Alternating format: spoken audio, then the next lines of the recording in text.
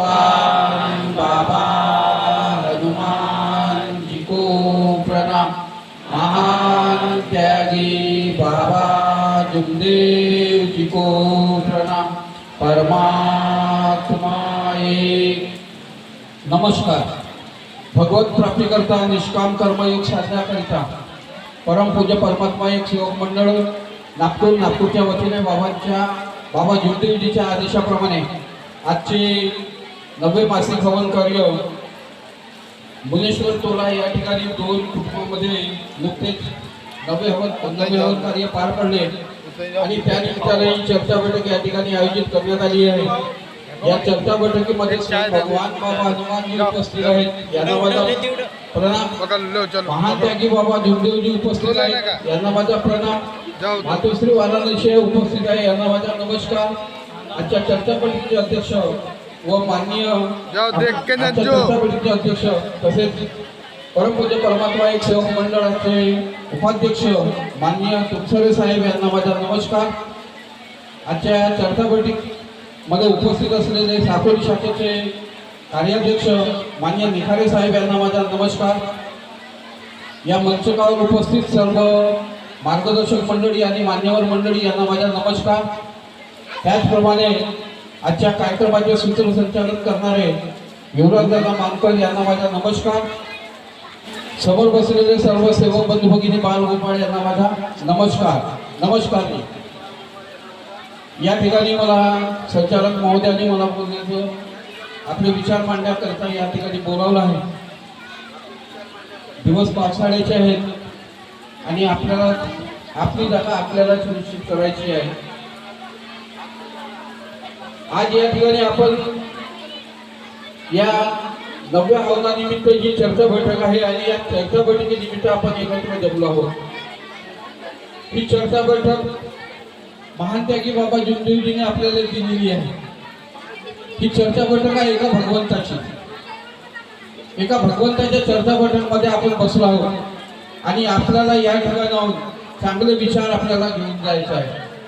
चर्चा बैठकला आम्ही गेलो आणि त्या ठिकाणी काही विचार मी ऐकलो आणि त्या विचारामधून ऐकताना काही चुका माझ्या हातून कळत घडत गेल्या, त्या लक्षात राहत नव्हत्या आणि अशाच्या माध्यमातून अशाच्या अनुभवातून माझी चूक माझ्या लक्षात आली। असे बरेचसे अनुभव आपल्या सेवकांना येत असतात आणि म्हणून आपल्याला या बाबा जुगदेवजीने आपल्याला जी शिकवण दिली आहे त्यामध्ये नियमाचं पालन सुद्धा आपल्या हातून या ठिकाणी घडत असते। कुटुंबात आणि सेवकात एकता कायम करणे, ही एकता आपली या माध्यमातून आपल्याला म्हणजे दाखवायची असते। हा एक माध्यम आहे चर्चा बैठक, कारण बाबा जुगदेवजीने आपल्याला सेवक ही पदवी दिली आहे आणि त्यानुसार आपल्याला सेवा करणे आहे। पण सेवा करताना मात्र बाबांनी सांगितलं आहे निष्काम भावनेने सेवा कर, कारण महान त्यागी बाबा जुगदेवजीने भगवंताला शब्द दिला आहे, वचन दिला आहे। ज्यावेळेस भगवंताने म्हटलं आहे की हे मानव, ये बेईमान है, उनमें से तू एक है, भले तूने मुझे प्राप्त किया। आणि त्यावेळेस बाबा जुगदेवजीने म्हटलं आहे की भगवंताने मानवाला बेईमान म्हटलं, मी एक मानवच आहे। आणि बाबा जुगदेवजीने त्यामधला बेईमान मधला बे काढला, इमान राखला आणि तेच कार्य आपल्याला सांगितले आहे। आपण अनेकामध्ये होतो त्यावेळेस इतर देवी देवतांची पूजा अर्चा करत होतो, परंतु बाबा जुगदेवजी आपण या मार्गात आलो आणि बाबा जुगदेवजीने आपल्याला सांगितलं आहे की या मार्गामध्ये तत्वशब्द नियमाच्या चाकोरीमध्ये राहून आपल्याला कार्य करायचे आहे आणि म्हणून आपल्याला तत्वशब्द नियमाचे पालन करायचे आहे। तत्वशब्द नियम काय आहे सगळ्यांना माहीत आहे। हा मार्ग अनुभवाचा आहे, हा मार्ग सत्याचा आहे। प्रत्येक जण या मार्गात आला तो सहजासहजी आला नाही, कोणत्या ना कोणत्या कारणास्तव नानाविध उपचार केल्यानंतरच शेवटी कुठं आराम मिळाला नाही आणि तो या मार्गात आला, अनुभव आला, अनुभवाच्या माध्यमातून तो या ठिकाणी टिकला। परंतु आज आपण पाहतो परमात्मा एक वाले आपण म्हणतो, सेवक आहोत आणि बरेचसे आता आपला पहिले फक्त एकच होता नागपूर मंडळ, परमपूज्य परमात्मा एक सेवक मंडळ नागपूर, पण त्याच्यानंतर मग हळूहळू दुकानदाऱ्या वाढत गेल्या आणि बरेचशा संस्था निर्माण झाल्या आणि आपण कोणत्याही संस्थेमध्ये असलो तरी आपण परमात्मा एकवाले म्हणतो. पण परमात्मा एकवाले म्हणताना फक्त आपल्याला एक ओळख ठेवायची आहे की आम्ही मंडळवाले आहोत. परमात्मा एक नागपूर मंडळ. कारण याच्यामध्ये मी एक अनुभव सांगतो.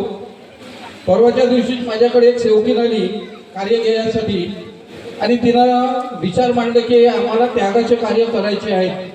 पण त्यागाचे कार्य करायचे आहे, पण तो अडचण अशी आहे की मला जी गोळी चालू आहे ती बंद करता येत नाही. डॉक्टर म्हणतात की गोळी बंद करता येत नाही आणि मला तर म्हणजे आता त्यागाचे कार्य करायचे आहे म्हणजे समोर. तर कसं? मी म्हटलं बाई तुला ही गोळी बंद करावी लागेल तरच आपल्याला त्यागाचे कार्य करता येईल. तिने अनुभव सांगितला ज्या डॉक्टरकडून माझे औषधोपचार चालू आहे म्हणे तो डॉक्टर सुद्धा मार्गात आहे आणि त्यांनी सांगितलं म्हणे की मी मार्गात असून मी त्याग घडवला आणि त्यागामध्ये मी औषधोपचार सुरू केला म्हणजे सुरू ठेवला. आम्हाला जमतं तुम्हाला कसं जमत नाही.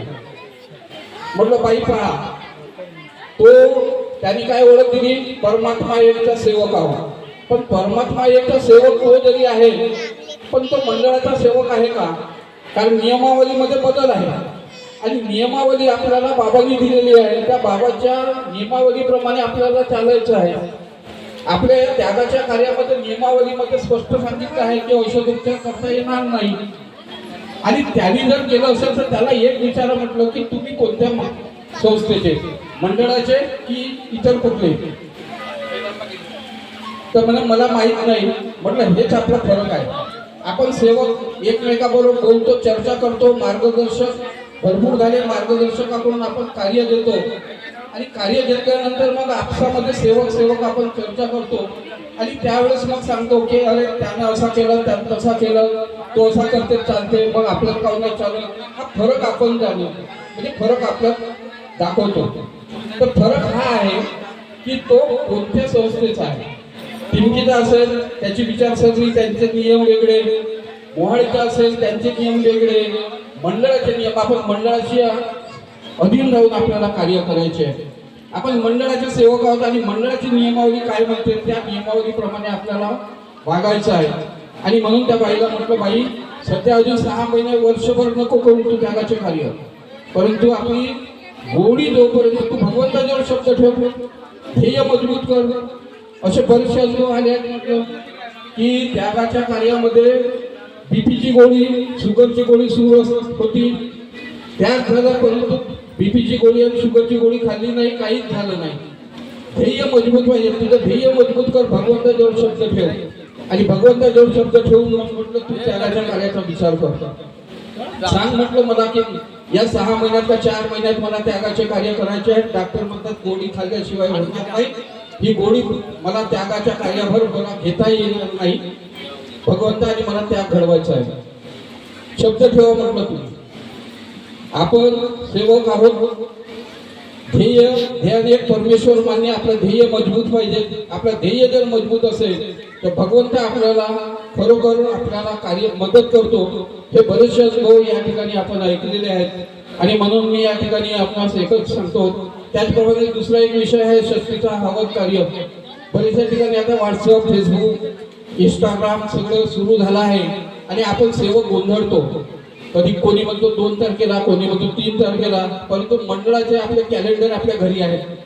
आपण ज्यावेळेस 15 नोव्हेंबरला जातो त्यानंतर आपण कॅलेंडर घेतो नवीन वर्षाचे आणि त्या कॅलेंडरमध्ये स्पष्ट सूचना दिलेली आहे की या वर्षी षष्टीचं हवन कार्य 3 तारखेला आहे. परंतु आता काही पोस्ट करतात 2 तारखेला, काही 3 तारखेला आणि आपण गोंधळतो. पण गोंधळू नका, कारण मंडळाचे पत्रक आपल्यापर्यंत पोहोचले आहेत, व्हॉट्सअपवर आले आहेत आणि त्याप्रमाणे आपल्याला षष्टीचा कार्यक्रम म्हणजे षष्टीचं हवन मंडळाच्या आदेशानुसार 3 तारखेलाच करायचं आहे. या ठिकाणी मी एवढंच बोलतो. या ठिकाणी मंडळाचे उपाध्यक्ष माननीय तुमसरे साहेब या ठिकाणी आहेत. ते आपल्या वाणीतून आपल्याला सांगतीलच आणि आजच्या प्रसंगी मी एवढंच बोलतो आणि आपले शब्द या ठिकाणी बंद करतो. भगवान बाबा हनुमानजीला नमस्कार, महात्यागी बाबा जोंदूजीला नमस्कार, सर्वांना माझा नमस्कार. नमस्कार जी. चांदेवर सर आपण सुंदर आपल्या वाणीतून या ठिकाणी सर्व श्लोकांना अनुभवाच्या माध्यमातून आपला विचार दिलेला आहे. त्यांचे मी खूप खूप धन्यवाद देतो. यानंतर या ठिकाणी मी